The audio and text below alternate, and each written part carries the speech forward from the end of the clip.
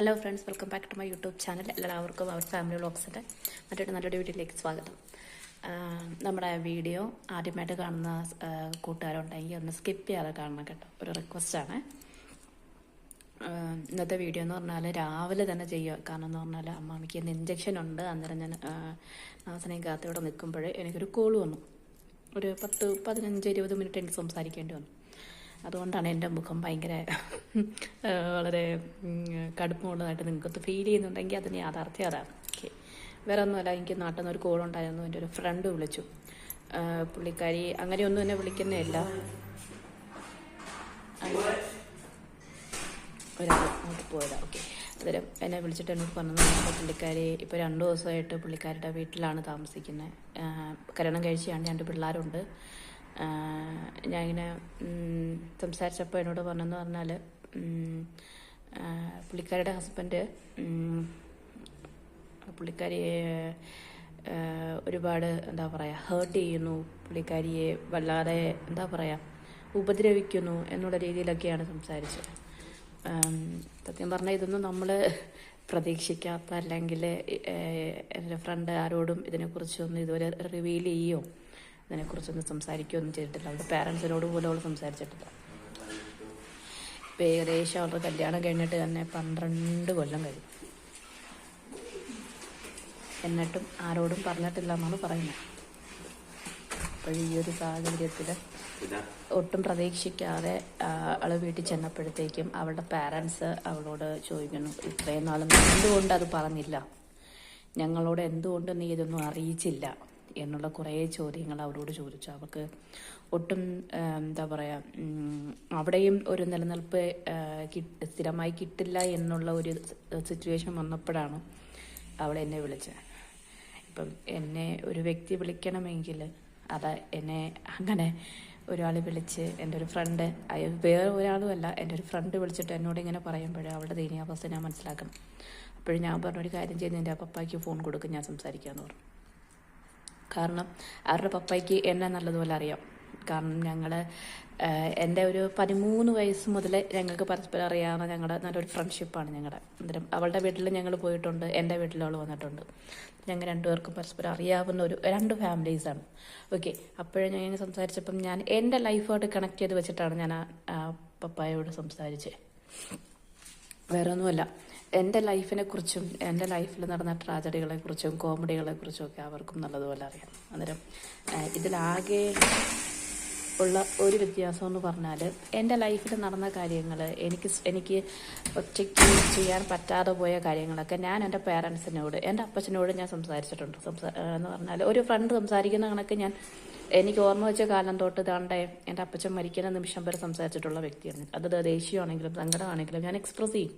കാരണം എനിക്ക് അത്രത്തോളം എനിക്ക് താങ്ങി നിൽക്കാനുള്ള ഒരു കപ്പാസിറ്റി ഇല്ലാത്തൊരു വ്യക്തി ആയതുകൊണ്ട് തന്നെ, അതെൻ്റെ അപ്പച്ചൻ അറിയാമെന്ന് എനിക്ക് അറിവുള്ളത് കൊണ്ടും തന്നെ എൻ്റെ മുഖം കാണുമ്പോൾ തന്നെ അപ്പച്ചൻ എന്നോട് ചോദിക്കും, എന്താണ് കാര്യം എന്ന് ചോദിക്കും. ഞാൻ പറയും, എൻ്റെ എല്ലാ പ്രശ്നങ്ങൾക്കും എനിക്ക് ഒരു പരിധി വരെ പരിഹാരം കണ്ടെത്തി തന്ന ഈ ലോകത്തെ ഏക വ്യക്തി എൻ്റെ അപ്പച്ചൻ തന്നെയാണ്. അപ്പോഴും ഞാൻ എൻ്റെ ഫ്രണ്ടിൻ്റെ പപ്പായോട് ഞാൻ ഇങ്ങനെ സംസാരിച്ചു, എല്ലാ പെൺകുട്ടികളും ഒരേ കണക്കാകണമെന്ന് നമ്മൾ ഒരിക്കലും ശാഠ്യം പിടിക്കാൻ പാടില്ല. ചില പെൺകുട്ടികൾ അവരുടെ അവസ്ഥ കൊണ്ടും, അല്ലെങ്കിൽ എൻ്റെ കുടുംബജീവിതം പരാജയമാണല്ലോ എന്ന് മറ്റുള്ളവർ അറിയുന്നതിലുള്ള സങ്കടം കൊണ്ടും, ഇനി ഞാനോ വേദനിച്ചു, എൻ്റെ മാതാപിതാക്കളും വേദനിക്കേണ്ട എന്നുള്ള ആ ഒരു മനോഭാവം കൊണ്ടും പലരും സ്വന്തമായിട്ട് അങ്ങ് സ്ട്രഗിൾ ചെയ്യും. നമ്മൾ ന്യൂസ് പേപ്പറിലൊക്കെ വായിക്കുന്നതാണ് എത്രയോ പെൺകുട്ടികൾ സൂയിസൈഡ് ചെയ്യുന്നു, കുഞ്ഞുങ്ങളെയൊക്കെ ഉപേക്ഷിച്ചിട്ട് ഒറ്റയ്ക്ക് അവരവരുടെ ജീവൻ കളഞ്ഞിട്ട് പോവുക. അപ്പോഴും ഇങ്ങനെ ഓരോ കാര്യങ്ങളും നമ്മൾ കേൾക്കുമ്പോൾ നമ്മൾ അതിനെക്കുറിച്ച് വിലപിക്കും. അയ്യോ, അവരെ സഹായിക്കാൻ ആരും ഇല്ലല്ലോ എന്നോർത്ത് നമ്മൾ ഉള്ളിൻ്റെ ഉള്ളിൽ സങ്കടപ്പെടും. പക്ഷെ ഉള്ളിൻ്റെ ഉള്ളിലല്ല സങ്കടപ്പെടേണ്ടത്. ഇങ്ങനെ നമ്മുടെ വീട്ടിൽ നമ്മുടെ മക്കൾ എന്തെങ്കിലുമൊക്കെ ഗാർഹിക പ്രശ്നങ്ങൾ കൊണ്ടോ കുടുംബ പ്രശ്നങ്ങൾ കൊണ്ടോ ഒക്കെ വീട്ടിൽ വരുമ്പോൾ അവരെ ആ രീതിയിൽ അവരെ അക്സെപ്റ്റ് ചെയ്ത് അഡ്മിറ്റ് ചെയ്ത് അവരുടെ പറയുന്ന കാര്യങ്ങൾ കേട്ട് അതിന് സൊല്യൂഷൻ കണ്ടെത്തി കൊടുക്കാൻ സാധിക്കുമെങ്കിൽ സൊല്യൂഷൻ കണ്ടു തന്നെ കൊടുക്കണം. അല്ലാതെ അവരെ അവോയ്ഡ് ചെയ്യുകയോ അവരെ മാറ്റി നിർത്തുകയൊന്നുമല്ല ചെയ്യേണ്ടത്. ഞാൻ ആ അപ്പച്ചനോടും ഞാൻ ആ കാര്യം തന്നെയാണ് പറഞ്ഞത്. ഒരിക്കലും എൻ്റെ ഫ്രണ്ടിനെ, അതായത് അങ്ങളുടെ മോളെ അങ്ങനെ മാറ്റി നിർത്തേണ്ട ഒരു വ്യക്തിയല്ല. അവൾ ഇത്രയും വർഷങ്ങൾ അവളത് അത്രയും സ്ട്രഗിൾ ചെയ്ത് അവൾ സഹിച്ച് അവൾ നിന്നിട്ടുണ്ടെങ്കിൽ അത് അവളുടെ മനസ്സിൻ്റെ വലിപ്പമാണ്. അല്ലെങ്കിൽ അവൾക്ക് അത്രയും സഹനശക്തി ഉണ്ടായത് കൊണ്ടാണ് അവൾ അത്രയും സ്ട്രഗിൾ ചെയ്ത് നിന്നത്. മനസ്സിലായില്ലേ? ഇപ്പം ചില സ്ത്രീകൾക്ക് പ്രത്യേകിച്ച് ഞാൻ എൻ്റെ കാര്യം തന്നെ പറയാം. എനിക്കൊക്കെയാണ്, എന്നെ സംബന്ധിച്ചിട്ടാണെങ്കിൽ എനിക്ക് പെട്ടെന്ന് എനിക്ക് ഈ ചെറിയ ചെറിയ ചെറിയ വിഷമങ്ങളാണെങ്കിൽ പോലും എനിക്കത് ഉൾക്കൊള്ളാനായിട്ട് പറ്റത്തില്ല. എനിക്ക് നമുക്ക് എന്താ പറയുക, അത് ഓരോരുത്തരുടെ മനസ്സിൻ്റെ വലിപ്പം അല്ലെങ്കിൽ ഓരോരുത്തരുടെ എന്താ പറയുക ആ ഒരു മാനസിക വളർച്ച എന്നൊക്കെ തന്നെ നമുക്ക് അതിനെ പറയാനേ പറ്റത്തുള്ളൂ. അപ്പോഴും ഞാൻ സംസാരിച്ചിട്ട് ഞാൻ പറഞ്ഞു പറഞ്ഞാൽ അവൾ അവോയ്ഡ് ചെയ്യരുത്. കാരണം എന്ന് പറഞ്ഞാൽ അവൾക്ക് അവിടെ നിൽക്കാൻ ഒട്ടും പറ്റാത്തത് കൊണ്ടായിരിക്കും അവൾ കുഞ്ഞുങ്ങളെയും കൊണ്ട് വീട്ടിൽ വന്നത്. ഒരിക്കലും അവളെ മാറ്റി നിർത്താനോ നീ എന്തിനും ഇങ്ങോട്ട് വന്നു എന്നുള്ള രീതിയിൽ സംസാരിക്കാനോ ഒന്നും പാടില്ല. കാരണം എന്ന് പറഞ്ഞാൽ അവരുടെ പപ്പ സംസാരിക്കുന്നതിൻ്റെ വേറൊരു സൈഡ് അയാൾ മനുഷ്യൻ പറഞ്ഞെന്ന് പറഞ്ഞാൽ വേറൊന്നുമല്ല. അദ്ദേഹത്തിൻ്റെ ഒരു മകനും ഒരു മകളുമാണ് ഉള്ളത്. മകൻ്റെ ഭാര്യയും കുഞ്ഞുങ്ങളും ആ വീട്ടിലാണ് താമസിക്കുന്നത്. അന്നേരം എൻ്റെ മോൾ ഇങ്ങനെ വന്ന് നിൽക്കുമ്പോൾ ഉള്ള അവസ്ഥ എന്താണ്, സമൂഹം എന്ത് പറയും എന്നാണ് ചിന്തിക്കുന്നത്. സമൂഹത്തെ അങ്ങ് വിട്ടുകളയുക, സമൂഹമല്ല ചിന്തിക്കുന്നത്. നമ്മൾ വേണം ഇങ്ങനെ വന്ന് നിൽക്കുന്ന നമ്മുടെ കുഞ്ഞുങ്ങൾക്ക് സംരക്ഷണം കൊടുക്കാൻ. നമ്മൾ വേണം അവരെ താങ്ങി നിർത്താനായിട്ട്. നമ്മൾ വേണം അവർക്ക് കെയർ കൊടുക്കാനായിട്ട്. നമ്മൾ വേണം അവർക്ക് ജീവിക്കാനുള്ള ഒരു പ്രതീക്ഷ കൊടുക്കാനായിട്ട്. അങ്ങനെ ആയിരിക്കണം. അതല്ലാതെ നമ്മൾ ഇങ്ങനെ ഉള്ള കുഞ്ഞുങ്ങളെ, ഇങ്ങനെയുള്ള പെൺകുട്ടികളെ മാറ്റി നിർത്തുക, അവരെ അവോയ്ഡ് ചെയ്യുക. സ്വന്തം വീട്ടിൽ സുരക്ഷിതത്വം കിട്ടിയില്ലെങ്കിൽ സ്ത്രീകൾക്ക് എവിടെയാണ് സുരക്ഷിതത്വം കിട്ടുക? എവിടെയാണ് ബഹുമാനം കിട്ടുക? എവിടെയാണ് സ്നേഹം കിട്ടുക? എവിടെയാണ് പരിഗണന കിട്ടുക? സ്വന്തം വീട്ടിൽ നിന്ന് വേണം സ്ത്രീകൾക്ക് ഇതൊക്കെ കിട്ടാനായിട്ട്. അത് മകളെന്ന രീതിയിലാണെങ്കിലും ഭാര്യ എന്നുള്ള രീതിയിലാണെങ്കിലും സഹോദരി എന്നുള്ള രീതിയിലാണെങ്കിലും ഏത് അർത്ഥത്തിലാണെങ്കിലും ഒരു സ്ത്രീക്ക് ആദ്യം ബഹുമാനം കിട്ടേണ്ടത് സ്വന്തം ഭവനത്തിൽ നിന്ന് തന്നെയായിരിക്കണം. അവൾക്കൊരു പ്രശ്നം വന്നാൽ എനിക്ക് ചോദിക്കാനും എനിക്ക് പറയാനും എനിക്ക് കയറി ചെല്ലാനും എന്നെ ആശ്വസിപ്പിക്കാനും എന്നെ ചേർത്ത് പിടിക്കാനും എനിക്കൊരു കുടുംബമുണ്ട് എന്നുള്ളതായിരിക്കണം ഏതൊരു സ്ത്രീയുടെയും ഏറ്റവും വലിയ മൂലധനം. ആ ഒരു മൂലധനം ഉണ്ടെങ്കിൽ മാത്രമേ നമുക്ക് മുന്നോട്ട് ജീവിച്ച് പോകാനായിട്ട് പറ്റത്തുള്ളൂ. കാരണം ഒരു പരിഗണന ആഗ്രഹിക്കാത്ത, സ്നേഹം ആഗ്രഹിക്കാത്ത, ഒരു സംരക്ഷണം ആഗ്രഹിക്കാത്ത ഒരു വ്യക്തിയും ഈ ലോകത്ത് ജനിക്കുന്നില്ല. ജനിച്ചു വീഴുന്ന കുഞ്ഞുങ്ങളോട്ട് വാർദ്ധക്യരായി നിൽക്കുന്നവർ വരെ ഇതെല്ലാം ആഗ്രഹിക്കുന്നവരാണ്. അതിൻ്റെ ജീവിതത്തിൽ ഒറ്റപ്പെട്ടു പോകുന്ന ഇതേ കണക്കുള്ള ആളുകൾ അങ്ങനെ ആയിരിക്കണം. ഇതെന്ന് പറഞ്ഞാൽ ഞാൻ ഇപ്പം കട്ട് ചെയ്തത് വേറെ ഒന്നും കൊണ്ടല്ല. നമ്മുടെ വീട്ടിലെ ടി വിയൊക്കെ കംപ്ലൈൻ്റ് ആകുമ്പോൾ ശരിയാക്കാൻ പറ്റുന്ന ചേട്ടന് പുള്ളിക്കാരനോട് സംസാരിച്ചിട്ടുണ്ട്. അത് കട്ടായിപ്പോയി, വേറെ ഒന്നുമില്ല. അപ്പോഴും നമ്മൾ കുറച്ചും കൂടെ സ്ട്രോങ് ആവണം. കാരണം എന്ന് പറഞ്ഞാൽ നമുക്ക് ജോലി ചെയ്ത് ജീവിക്കാനുള്ള ഒരു മനസ്സുണ്ടെങ്കിൽ ഈ ലോകത്ത് നമ്മളെ ആർക്ക് വേണ്ടെങ്കിലും നമുക്ക് നമ്മളെ വേണോടോ. ഞാൻ എൻ്റെ ഫ്രണ്ടിനോടും പറഞ്ഞ ഒരൊറ്റ വാക്യതേ ഉള്ളൂ, നിന്നെ ഈ ലോകത്ത് ആർക്കും വേണ്ടെങ്കിലും നിനക്ക് വേണം എന്ന് ചിന്തിച്ചുകൊണ്ട് നീ അങ്ങ് ജീവിച്ചോണം. മനസ്സിലായോ? അങ്ങനെ വിവാഹം കഴിഞ്ഞു 2 കുഞ്ഞുങ്ങളുടെ അമ്മയാണ് അല്ലെങ്കിൽ തൻ്റെ ഭർത്താവാണ് എന്ന് കരുതി ശാരീരിക ഉപദ്രവവും മാനസിക ഉപദ്രവവും ഒക്കെ സഹിച്ച് ജീവിക്കാന്ന് പറഞ്ഞാൽ എത്ര കാലം ജീവിക്കും? ഇത് അടിമയാണ്. ഭർത്താവിൻ്റെ കയ്യിൽ നിന്ന് ഉപദ്രവങ്ങൾ മാത്രം സഹിച്ച് ജീവിക്കാൻ വേണ്ടി മാത്രം വിധിക്കപ്പെട്ടവരാണോ സ്ത്രീകൾ? ഒരിക്കലുമല്ല. ഭർത്താവിൻ്റെ സ്നേഹവും പരിഗണനയും ലാളന പോലും അർഹിക്കുന്നവരാണ് സ്ത്രീകൾ. അപ്പോൾ എനിക്ക് ഇങ്ങനെ രാവിലെയൊക്കെ വിളിച്ച് നമുക്ക് ഇവിടെയാണ് ഇപ്പം ഒരു 8 മണിയാവുന്നേ ഉള്ളൂ. നമ്മുടെ നാട്ടിലിപ്പോൾ 10, 10:30, 11 മണിയൊക്കെയാവും. എന്നിട്ട് അവൾ അത്രയും ഡിപ്രഷൻ സ്റ്റേജിൽ എനിക്ക് സംസാരിക്കുമ്പോൾ തന്നെ എനിക്ക് വല്ലാതെ ഫീൽ ചെയ്യുന്നു. എനിക്ക് അവൾക്ക് ഒരു ഡിപ്രഷൻ സ്റ്റേജിലോട്ട് അവിടെ പോകുകയാണെന്ന് തോന്നുന്നു എനിക്ക്. ഞാൻ പറഞ്ഞു ഒട്ടും നീ ഫീൽ ചെയ്യണ്ട, ഞാൻ സംസാരിക്കാം പപ്പയോട്, ഞാൻ സംസാരിക്കാം അമ്മയോട്. നമ്മൾ സമൂഹം എന്ത് പറയും എന്ന് കരുതി ഒരിക്കലും നമ്മൾ ഇങ്ങനെ പ്രശ്നങ്ങൾ അനുഭവിച്ച് വരുന്ന പെൺകുട്ടികളെ മാറ്റി നിർത്താനുള്ളതല്ല. അവരെ ചേർത്ത് പിടിക്കേണ്ടവരാണ് മാതാപിതാക്കൾ. അവർക്ക് വേണ്ട എല്ലാ സഹായങ്ങളും ചെയ്തു കൊടുക്കുകയാണ് വേണ്ടത്.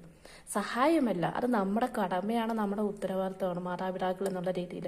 പെൺകുട്ടികൾ വിവാഹം കഴിച്ച് അയച്ചു കഴിയുമ്പോൾ ഉടനെ അവരുടെ കടമ തീർന്നു, അവരുടെ ഉത്തരവാദിത്തം കഴിഞ്ഞു എന്ന് ചിന്തിക്കുന്നതിന് പകരം അതിനുശേഷമാണ് അവർക്ക് കടമ ഉത്തരവാദിത്വം വരുന്നത്, കൂടുതലും വരുന്നത്. തൻ്റെ മകൾ അവിടെ ഭർത്താവിൻ്റെ വീട്ടിൽ സന്തോഷത്തോടെ അവർ ജീവിക്കുന്നുണ്ടോ, എൻ്റെ മകൾക്ക് എന്തെങ്കിലും ബുദ്ധിമുട്ടുണ്ടോ? ഞാൻ ഇന്നും വളരെ നന്ദിയോടെ ഓർക്കുന്നു എൻ്റെ അപ്പച്ചനെ. എൻ്റെ അപ്പച്ചനില്ലായിരുന്നെങ്കിൽ ഞാൻ ഈ ലോകത്ത് ഉണ്ടാകുമായിരുന്നില്ല. കാരണം എൻ്റെ എല്ലാ വീഴ്ചയിലും എന്നെ താങ്ങി നിർത്തി എന്നെ മുന്നോട്ട് കൊണ്ടുപോയി വിഷമിക്കേണ്ട നിനക്ക് ഞാനില്ലേ എന്ന് പറയാൻ ഒരു വ്യക്തിയാണ്. ഇങ്ങനെയുള്ള സന്ദർഭങ്ങളിൽ നമ്മളെല്ലാവരും ആഗ്രഹിക്കണം. അതായത് ഞാൻ ആഗ്രഹിച്ച സമയത്തൊക്കെ എന്നെ താങ്ങി നിർത്തിയ, എന്നെ മുന്നോട്ട് ജീവിക്കാൻ, നിനക്ക് നീ എന്തിനാ വിഷമിക്കുന്നത്, നിന്നെ പഠിപ്പിച്ചിട്ടുണ്ട്, നിനക്ക് ഒരു കൈത്തൊഴിലറിയാം, നിനക്ക് നിന്റെ മക്കളെ വളർത്താം എന്നൊക്കെ പറഞ്ഞ് എന്നെ പ്രൊമോട്ട് ചെയ്ത് എന്നെ എൻകറേജ് ചെയ്ത് എന്നെ ജീവിതം എന്താണെന്ന് എന്നെ ജീവിക്കാൻ പഠിപ്പിച്ച വ്യക്തിയാണ് എൻ്റെ അപ്പച്ചൻ. ആ ഒരു വ്യക്തിയില്ലായിരുന്നെങ്കിൽ ഞാൻ പണ്ടേ ജീവിതത്തോട് തന്നെ യാത്ര പറഞ്ഞ് ഞാനങ്ങ് പോയേനെ. ഈ ഒരു നിമിഷം ഞാൻ അഭിമാനിക്കുന്നു. അതുപോലെ ഒരു അപ്പച്ചൻ്റെ മകളായിട്ട് ഞാൻ ജനിച്ചതിൽ, ദൈവം എനിക്ക് ജന്മം തന്നതിൽ ഞാൻ അഭിമാനിക്കുന്നു. കാരണം എൻ്റെ അപ്പച്ചനും അമ്മച്ചിയും ഒരിക്കലും ഞാൻ എന്തെങ്കിലും പ്രശ്നങ്ങളുമായിട്ട് ബുദ്ധിമുട്ടുകളൊക്കെ ആയിട്ട് വീട്ടിൽ ചെല്ലുമ്പോൾ ഒരിക്കലും എന്നോട് മോശമായിട്ട് സംസാരിച്ചിട്ടില്ല. എന്നെ ചേർത്ത് പിടിക്കാൻ നോക്കിയിട്ടേ ഉള്ളൂ. എൻ്റെ സങ്കടങ്ങൾ മാറ്റാൻ അവരെ കൊണ്ട് പറ്റാവുന്നതൊക്കെ എനിക്ക് വേണ്ടി അവർ ചെയ്തിട്ടേ ഉള്ളൂ. അതാണ് ഇന്ന് എന്നെ ഞാനാക്കി ഇവിടെ കൊണ്ട് നിർത്തിയിരിക്കുന്നത്. അന്നേരം ആ അപ്പച്ചനോട് പറഞ്ഞപ്പോൾ എനിക്ക് സത്യം പറഞ്ഞാൽ എൻ്റെ കണ്ണൊക്കെ അങ്ങ് നിറഞ്ഞു. എനിക്ക് എന്ത് പറയാം, ആദ്യമൊക്കെ വളരെ ഇതായിട്ട് സംസാരിച്ചു. പക്ഷേ എൻ്റെ അപ്പച്ചൻ്റെ കാര്യം പറഞ്ഞപ്പോഴത്തേക്കും മെൻ്റലി അങ്ങ് ഡിപ്രസ്ഡ് ആയിപ്പോയി. എനിക്ക് എന്ത് പറയണമെന്ന് അറിയാൻ പറ്റാത്തിട്ട് ഞാൻ പറഞ്ഞു, നമ്മൾ ജന്മം കൊടുത്തു എന്ന് പറഞ്ഞതുകൊണ്ട് അങ്ങളെ ഒരിക്കലും അപ്പനോ അമ്മയോ ആവത്തില്ല. മക്കൾക്കൊരു വീഴ്ച വരുമ്പോഴും മക്കളെ താങ്ങി നിർത്തി മക്കളെ മുന്നോട്ട് കൊണ്ടുപോകുന്നവരാരോ അവരാണ് അപ്പനും അമ്മയും. ആ ഒരു തരത്തിൽ ഞാൻ വിശ്വസിക്കുന്നു. എൻ്റെ അപ്പച്ചനും അമ്മച്ചിയും ഒരിക്കലും ഈ ലോകത്തിലെ ഏറ്റവും വലിയ മാതാപിതാക്കൾ. എനിക്ക് കിട്ടാവുന്നതിൽ വെച്ച് ഏറ്റവും വലിയ സ്പ്രഷ്യസ് ആയിട്ടുള്ള ഗിഫ്റ്റും അവർ തന്നെയായിരിക്കും. അപ്പോൾ ഈ വീഡിയോ കാണുന്ന ആരെങ്കിലും ഇതേ കണക്ക് നിങ്ങളുടെ പെൺകുട്ടികൾ എന്തെങ്കിലും പ്രശ്നങ്ങളിലൂടെ കടന്നു പോകുന്നവരോ അല്ലെങ്കിൽ നിങ്ങളോട് പറയാത്തവരോ ആണെങ്കിൽ അവർ ഒരു 10 മിനിറ്റ് അവരൊന്ന് ചേർത്ത് പിടിച്ച് അവരോട് സംസാരിച്ചാൽ മതി. അവരവരുടെ കാര്യങ്ങൾ നിങ്ങളോട് സംസാരിക്കും. നമ്മുടെ നാട്ടിൽ നടക്കുന്ന ആത്മഹത്യകൾ ഒരു പരിധി വരെ മാതാപിതാക്കൾ ഒന്ന് സ്ട്രോങ് ആണെങ്കിൽ കുറയ്ക്കാനായിട്ട് സാധിക്കും.